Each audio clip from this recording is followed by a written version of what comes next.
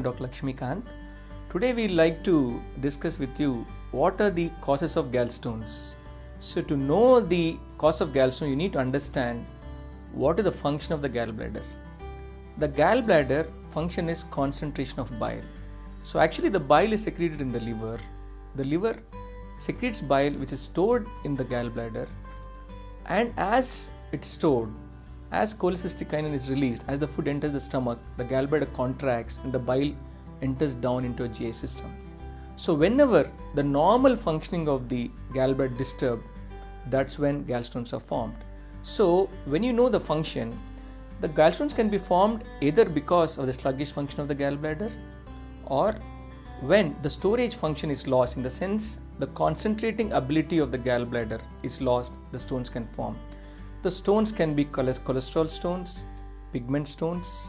According to most common stones are cholesterol stones, but pigment stones also can be seen. Sometimes in South India, pigment stones are more common. So it's actually what happens is, in the bile, cholesterol, fatty acids, everything comes in. Whenever the concentrating ability or the bile, in the bile, the cholesterol is secreted in larger quantities. Sometimes when patients takes drugs to reduce the cholesterol, they also can cause gallstones. Sometimes in pregnancy, when there is some amount of stasis, it can form gallstones. So people think that gallstones are formed for only one or two reasons, but there are predisposing factors, sometimes genetic predisposition, that can also cause gallstones. So actually the stones formation is more in the northern part of our country rather than South India. But now with the change in our diet habits, the factors, the westernization of our habits, we are seeing gallstones in equal frequency in all over our country.